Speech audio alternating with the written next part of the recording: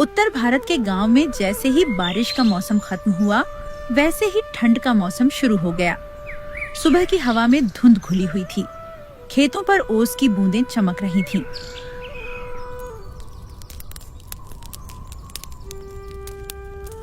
अरे किशन, इस साल तो ठंड कुछ ज्यादा ही पड़ रही है ना। सांस लेते ही जैसे बर्फ अंदर चली जाती है। हाँ भाई, इस बार की ठंड तो पिछले 10 सालों की कसर निकाल रही है। खेत में जाने का मन ही नहीं करता, और ऊपर से वो ठंडी हवा, बैल भी कांप रहे हैं। लगता है आज हल चलवाने से पहले 2 कंबल ओढ़ाने पड़ेंगे। हाँ, इतनी ठंड में काम पर जाने का मन भी नहीं होता। इतनी सर्दी में तो हड्डियां भी जम जाती हैं। हाँ, पर कामों पर तो जाना ही पड़ेगा, नहीं तो खाएंगे क्या। सही कहा। चलो मैं अब घर जाता हूं। देखना पड़ेगा कि घर में कुछ है भी कि नहीं। ठीक है, मैं भी चलता हूं।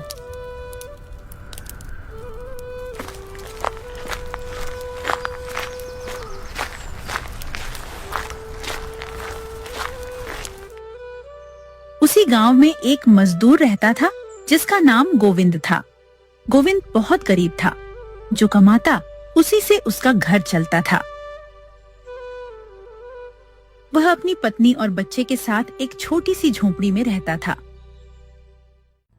गोविंद, तुम्हें तो पता ही है कि तुम जो कमाते हो वही हम शाम को खाते हैं, पर अब। और गोविंद काम की तलाश में बाहर निकल जाता है। गोविंद गांव के चौक में जाता है। वहां पहले से ही किशन और भीमा आग सेक रहे होते हैं। अरे किशन और भीमा, तुम दोनों इधर क्या कर रहे हो? काम पर नहीं गए क्या? अरे नहीं गोविंद भैया, कोई काम नहीं मिल रहा। सब सेठ लोग काम धंधा बंद करके घर में बैठे हैं।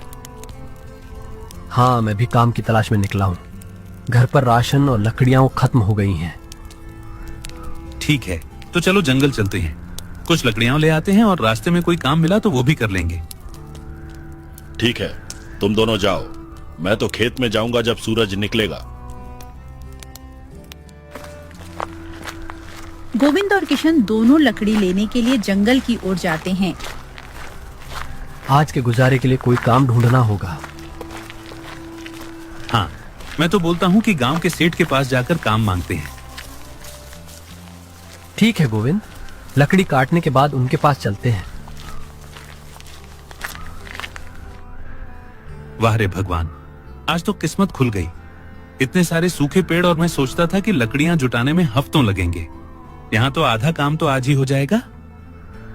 चल किशन, अब देर ना कर। जितनी जल्दी लकड़ियां काटेगा उतनी जल्दी घर में गर्मी आएगी और जेब में पैसे।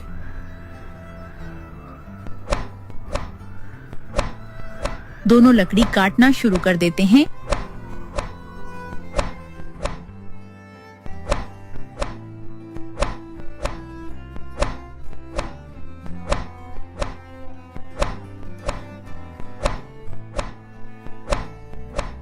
और लकड़ी काटने के बाद दोनों गांव की तरफ लौट जाते हैं। जंगल से सीधे वह दोनों गांव के सेठ के घर जाते हैं। गांव का सेठ मंगलराम बहुत ही लालची था और गांव वालों का शोषण करता था। नमस्कार सेठ जी। हाँ बोलो गोविंद और किशन, कैसे आना हुआ? सेठ जी, अगर कुछ काम मिल जाता तो हमारा गुजारा चल जाता। सेठ थोड़ा सोचता है और मन में बोलता है, वैसे भी कोई काम वाला मिल नहीं रहा। इन दोनों से आधे दाम में काम कराऊंगा। हाँ, काम तो दे दूंगा मैं तुम दोनों को, पर आज आधे दिन की ही मजदूरी दूंगा। गोविंद थोड़ा सोचकर जवाब देता है। ठीक है सेठ जी, हम तैयार हैं। तो ठीक है गोविंद, तुम मेरे खेत में जाकर काम करो, और किशन तुम मेरे घर का काम करो। गोविंद सेठ के खेत की तरफ चला जाता है।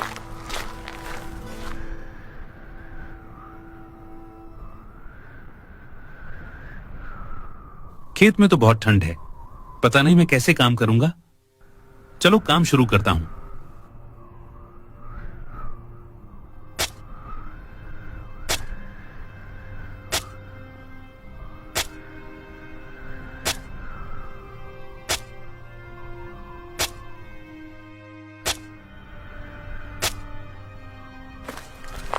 गोविंद काम खत्म करके घर वापस चला जाता है।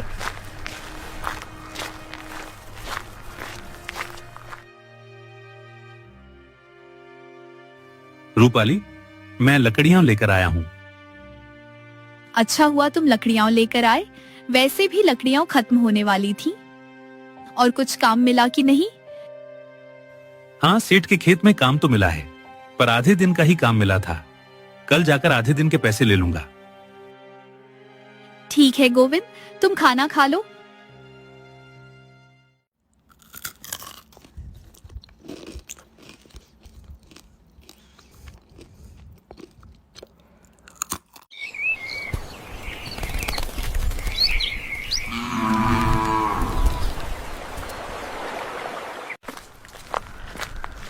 अगले दिन सुबह सुबह गोविंद सेठ के घर पैसे लेने के लिए निकल जाता है।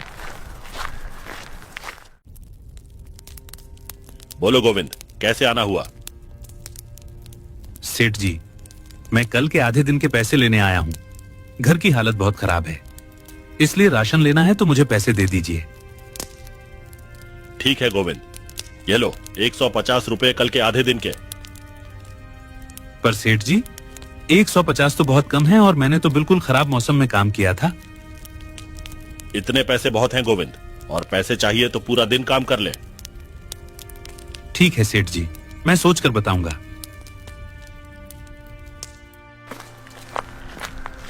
गोविंद वहां से चुपचाप निकल जाता है।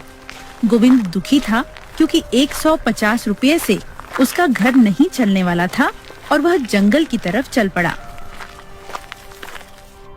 रास्ते में गोविंद को गांव का एक बुद्धिमान बूढ़ा व्यक्ति मिलता है और वह गोविंद से पूछता है, गोविंद बेटा, इतना दुखी होकर कहाँ जा रहे हो? कुछ नहीं काका, इस गांव में मेहनत का मूल्य कोई नहीं देता, इसीलिए दुखी हूं। क्या हुआ, मुझे ठीक से बताओ। काका, मैंने इतनी ठंड में सेठ के यहाँ काम किया और बदले में मुझे सिर्फ 150 रुपए मिले। ये तो बहुत कम है, तुम कुछ अपना काम क्यों नहीं शुरू करते? काका, मेरे पास बस यही 150 रुपए हैं, इससे क्या ही होगा। बेटा, घर जाओ और सोचो, कुछ न कुछ तो हो ही जाएगा। गोविंद यह विचार लिए सीधा घर चला जाता है।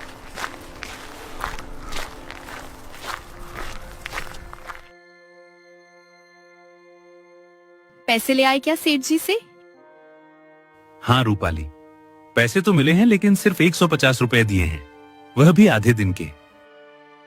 150 तो बहुत कम है गोविंद। हाँ रूपाली, इसलिए मैंने सोचा है कि अब हम अपना कुछ शुरू करेंगे। लेकिन गोविंद, हम क्या शुरू करेंगे और पैसे कहाँ से आएंगे? हाँ रूपाली, वही मैं सोच रहा हूँ। हमारे पास 150 रुपए हैं, उसी से कुछ करना होगा, क्योंकि सेठ तो हमें उधार पैसे देगा नहीं। कैसा रहेगा अगर हम गर्मा गर्म और ताजे समोसे बेचें? आलू सस्ते भी आते हैं, इतने पैसों में हमारा कम भी हो जाएगा और वैसे भी ठंड बहुत है, ऐसे में लोगों को कुछ चटपटा और गर्मा गर्म चाहिए होता है। हाँ, अच्छा विचार है, और साथ में चाय भी रखेंगे। तो गोविंद, तुम बाजार से आलू ले आओ और कोई ठेला भी उधार ले लेना। भैया, 2 किलो आलू देना। हाँ भैया, अभी लीजिए। गोविंद बाजार से सामान खरीदकर वह घर की तरफ चला जाता है।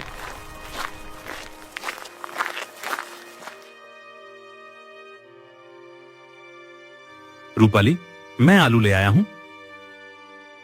ठीक है गोविंद, कल सुबह जल्दी हम समोसे बनाकर ठेला लगाएंगे।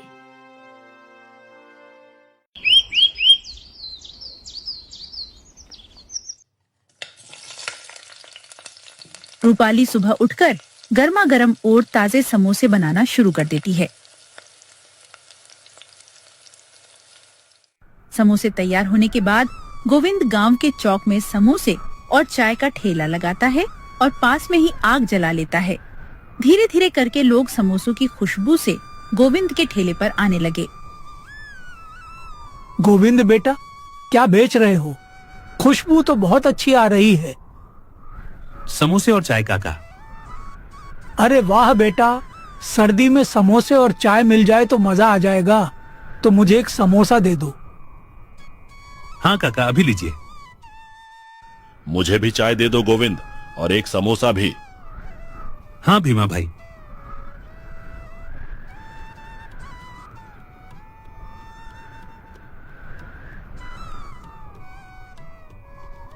गोविंद, क्या बात है? समोसा तो बहुत स्वादिष्ट है। धीरे धीरे गोविंद का ठेला चल पड़ता है। गोविंद सामान बेचकर घर चला जाता है।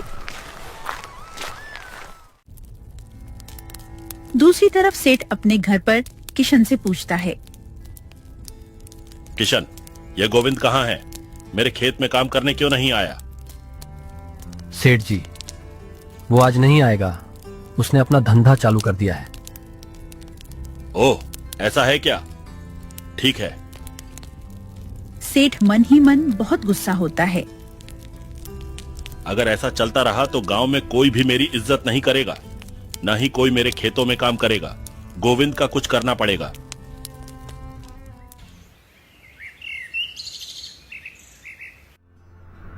अगले दिन जब सेठ गांव में घूम रहा होता है तो सब्जी वाला उसे मिलता है। अरे सब्जी वाले, कैसे हो? धंधा पानी कैसा चल रहा है? काम तो मंदा ही चल रहा है, पर अभी गोविंद ने ठेला शुरू किया है तो वह रोज सब्जी खरीदता है, तो ठीक ठाक चल जाता है। शाम को सेठ इंजेक्शन वाले आलू सब्जी वाले को दे देता है।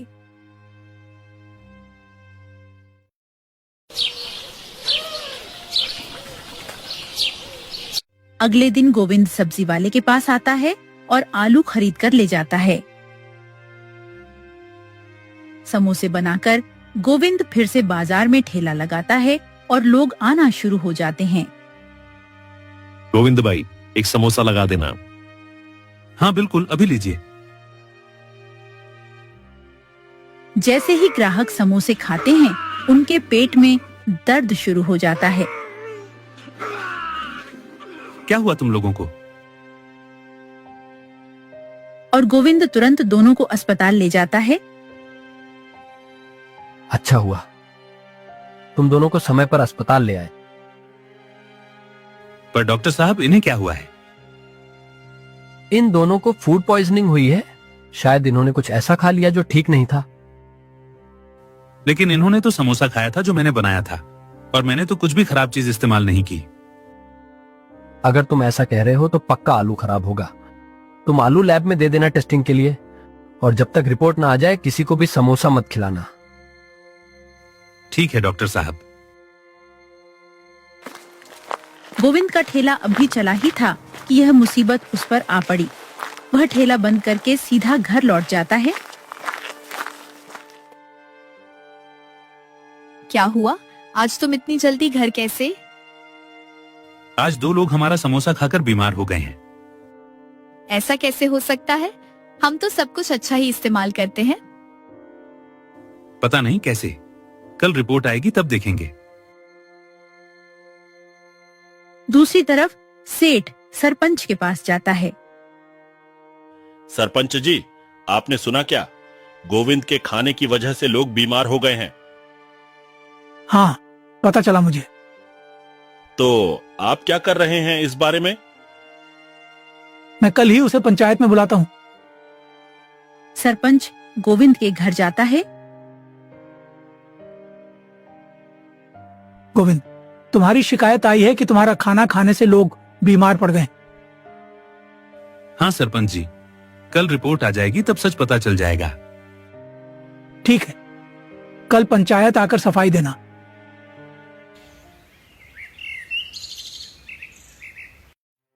अगले दिन गोविंद रिपोर्ट लेने अस्पताल जाता है। डॉक्टर साहब, क्या आया रिपोर्ट में? गोविंद, तुम्हारे आलू में एक केमिकल इस्तेमाल हुआ है जिसकी वजह से लोग बीमार हुए। ओह ठीक है, पर मैंने तो आलू सब्जी वाले से खरीदे थे। और हाँ, कल सरपंच जी ने सबको पंचायत में बुलाया है। ठीक है, मैं रिपोर्ट लेकर पंचायत में आ जाऊंगा।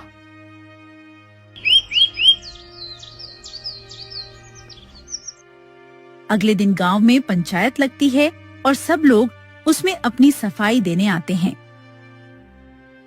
बोलो गोविंद, तुम्हें अपनी सफाई में क्या कहना है? तुम्हारे बनाए खाने से लोग कैसे बीमार हो गए? सरपंच जी, मैंने तो सब कुछ अच्छी क्वालिटी का ही इस्तेमाल किया था और आलू तो गांव के सब्जी वाले से खरीदी थी। तो लोग कैसे बीमार पड़ गए? गोविंद, सबको साफ साफ बताओ।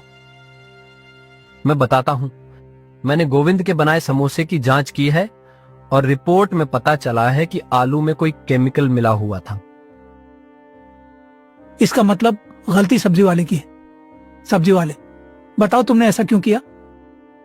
सरपंच जी, मैंने कुछ नहीं किया। ये आलू तो मुझे सेठ जी ने मुफ्त में दिए थे। सेठ जी, बताइए, आपने ही सब्जी वाले को आलू दिए थे क्या? नहीं, यह झूठ बोल रहा है। मैंने कुछ नहीं दिया है इसे। नहीं नहीं, मैं सच बोल रहा हूँ। चाहे तो आप किशन से पूछ लीजिए जो सेठ जी के यहाँ काम करता है। बताओ किशन, क्या सब्जी वाला सच कह रहा है? हाँ सरपंच जी, सेठ जी ने ही सब्जी वाले को आलू मुफ्त में दिए थे। अब बोलिए सेठ जी, आपने ऐसा क्यों किया? अब सबको पता चल ही गया है तो मैं बताता हूं। मैं गोविंद के काम से जलता था क्योंकि उसने मेरे खेत में काम करने से मना कर दिया था। सेठ जी, मैंने मना नहीं किया था बल्कि अपनी मेहनत के पैसे मांगे थे। सेठ, पर आपकी वजह से लोगों की जान जोखिम में पड़ गई, उसका क्या? मैं सबसे माफी मांगता हूं। मुझसे बहुत बड़ी गलती हो गई है। मैं सबके इलाज का खर्च देने के लिए तैयार हूं। ठीक है सेठ जी, और आपको मजदूरों को उनकी मेहनत की पूरी कमाई देनी चाहिए। ठीक है सरपंच जी, मैं ऐसी गलती दोबारा नहीं करूंगा। पंचायत के फैसले से सब सहमति जताते हैं और गांव के लोग फिर से अपने कामों में लग जाते हैं।